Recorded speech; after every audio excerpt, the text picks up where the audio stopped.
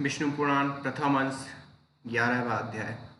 ध्रुव का वनगमन और मरीचि आदि ऋषियों से भेंट। श्री पराशर जी बोले, हे मैत्रेय, मैंने तुम्हें स्वयंभू मनु के प्रियव्रत एवं उत्तानपाद नामक दो महाबलवान और धर्मज्ञ पुत्र बतलाए थे। हे ब्राह्मण, उनमें से उत्तानपाद की प्रेयसी पत्नी सुरुचि से पिता का अत्यंत लाडला उत्तम नामक पुत्र हुआ। हे द्विज, उस राजा की जो सुनीति नाम की राजमहिषी थी, उसमें उसका विशेष प्रेम न था। उसका पुत्र ध्रुव हुआ।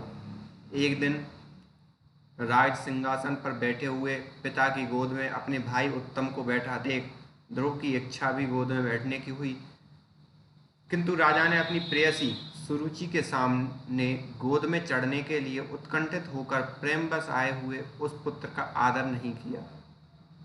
अपनी सौत के पुत्र को गोद में चढ़ने के लिए उत्सुक और अपने पुत्र को गोद में बैठा देख सुरुचि इस प्रकार कहने लगी, अरे लल्ला, बिना मेरे पेट से उत्पन्न हुए किसी अन्य स्त्री का पुत्र होकर भी तू व्यर्थ क्यों ऐसा बड़ा मनोरथ करता है?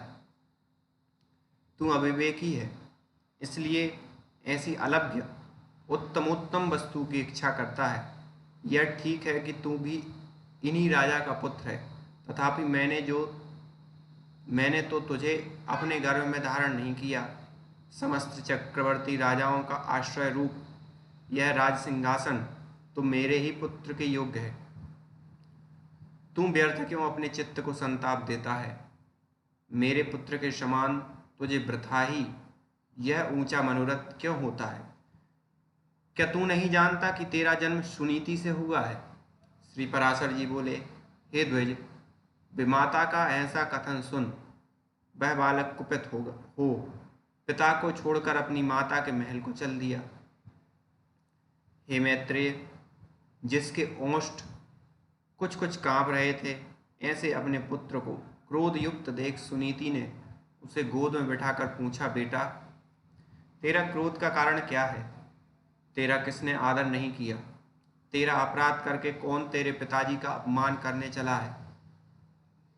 श्री पराशर जी बोले, ऐसा पूछने पर ध्रुव ने अपनी माता से वे सब बातें कह दी जो अति गर्वीली सुरुचि ने अपने उससे पिता के सामने कही थी। अपने पुत्र के सिसक सिसक कर ऐसा कहने पर दुखनी सुनीति ने खिन्न चित्त और दीर्घ निश्वास के कारण मलिन नयना होकर कहा। सुनीति बोली, बेटा, सुरुचि ने ठीक ही कहा है, अवश्य तू मंदभाग्य है। हे वत्स, पुण्यवानों से उनके विपक्षी ऐसा नहीं कह सकते।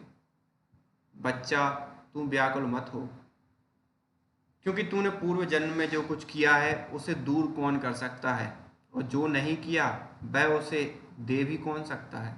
इसलिए तुझे उसके वाक्यों से खेद नहीं करना चाहिए।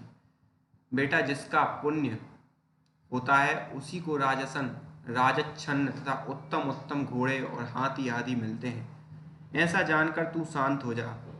अन्य जन्मों में किए हुए पुण्य कर्मों के कारण ही सुरुचि में राजा की रुचि है, और पुण्यहीना होने से ही मुझ जैसी स्त्री केवल भार्या ही कही जाती है। उसी प्रकार उसका पुत्र उत्तम भी बड़ा पुंज संपन्न है, और मेरा पुत्र तू ध्रुव के समान ही अल्प पुण्यवान उत्पन्न हुआ है।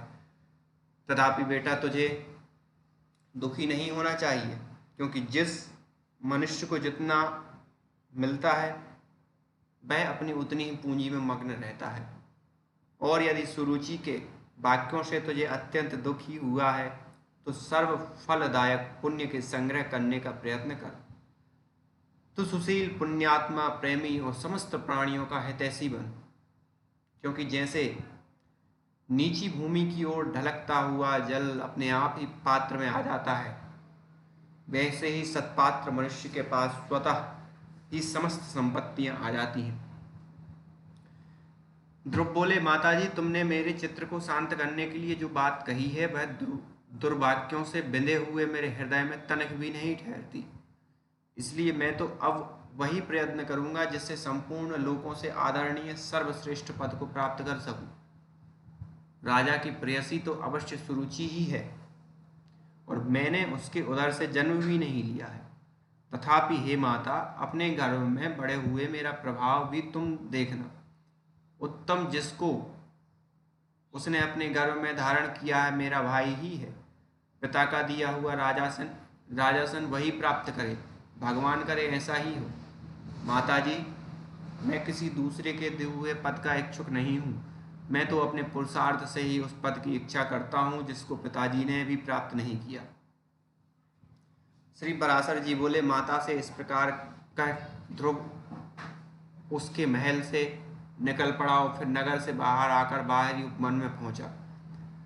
वहां ध्रुव ने पहले से ही आए हुए 7 मुनीश्वरों को कृष्ण में चर्म के बिछौने से युक्त आसनों पर बैठे देखा। उस राजकुमार ने उन सबको प्रणाम कर अति नम्रता और समुचित वादन नादि पूर्वक उनसे पूछा। ध्रुव ने कहा, हे महात्माओं, मुझे आप सुनीति से उत्पन्न हुआ राजा उत्तानपाद का पुत्र जाने। मैं आत्मग्लानि के कारण आपके निकट आया हूं। ऋषि बोले, राजकुमार, अभी तो तू 4-5 वर्ष का ही बालक है। अभी तेरे निर्वेद का कोई कारण दिखाई नहीं पड़ता। तुझे कोई चिंता का विषय भी नहीं है, क्योंकि अभी तेरा पिता राजा जीवित है।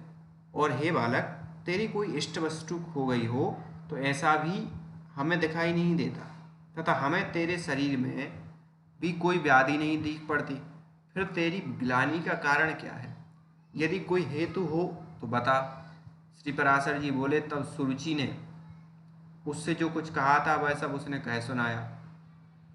उसे सुनकर वे ऋषिगण आपस में इस प्रकार कहने लगे, अहो छात्र तेज कैसा प्रबल है, जिससे बालक में भी इतनी अक्षमा है कि अपनी विमाता का कथन उसके हृदय से नहीं टलता। हे क्षत्रिय कुमार, इस निर्वेद के कारण तूने जो कुछ करने का निश्चय किया है, यदि तुझे रुचे तो वह हम लोगों से कह दे। और हे अतुल तेजस्वी, यह भी बता कि तेरी क्या सहायता करें, क्योंकि हमें ऐसा प्रतीत होता है कि तू कुछ कहना चाहता है। ध्रुव ने कहा, हे द्विजश्रेष्ठ, मुझे ना तो धन की इच्छा है और ना राज्य की। मैं तो केवल एक उसी स्थान को चाहता हूँ जिसको पहले कभी किसी ने न भोगा हो। हे मुनि श्रेष्ठ, आपकी यही सहायता होगी कि आप मुझे भली प्रकार यह बता दें कि क्या करने से वैसा अग्रगण्य स्थान प्राप्त हो सकता है। मरीचि बोले, हे राजपुत्र, बिना गोविंद की आराधना किए मनुष्य को वह श्रेष्ठ स्थान नहीं मिल सकता। अतः तू श्री अच्युत की आराधना कर। अत्रि बोले, जो पराग प्रकृति आदि से भी परे हैं, वे परम पुरुष जनार्दन जिससे संतुष्ट होते हैं, उसी को वह अक्षत पद मिलता है। यह मैं सत्य सत्य कहता हूँ। अंगिरा बोले, यदि तू आग्रह स्थान का इच्छुक है तो जिन अव्यय आत्मा अच्युत में यह संपूर्ण जगत व्याप्त है। पुलस्त बोले, जो परब्रह्म परमधाम और परम स्वरूप है, उस हरि की आराधना करने से मनुष्य अति दुर्लभ मोक्ष पद को भी प्राप्त कर लेता है। पुलह बोले, हे सुब्रत, जिन जगतपति की आराधना से इंद्र ने अच्युतम इंद्र पद प्राप्त किया है, तू उन यज्ञपति भगवान विष्णु की आराधना कर। क्रतु बोले, जो परम पुरुष यज्ञ और योगेश्वर है, उन जनार्दन के संतुष्ट होने पर ऐसी कौन वस्तु है जो प्राप्त ना हो सकती हो। वशिष्ठ बोले, हे वत्स, श्री विष्णु भगवान की आराधना करने पर तू अपने मन से जो कुछ चाहेगा वही प्राप्त कर लेगा। फिर त्रिलोकी की उत्तमोत्तम स्थान की तो बात ही क्या है। ध्रुव ने कहा, हे महर्षिगण, मुझ विनीत को आपने आराध्य देव तो बता दिया, अब उसको प्रसन्न करने के लिए मुझे क्या कर जपना चाहिए यह बताइए। उस महापुरुष की मुझे जिस प्रकार आराधना करनी चाहिए वह आप लोग मुझसे प्रसन्नता पूर्वक कहिए। ऋषिगण बोले, हे राजकुमार, विष्णु भगवान की आराधना में तत्पर पुरुषों को जिस प्रकार उनकी उपासना करनी चाहिए वह तू यथावत श्रवण कर।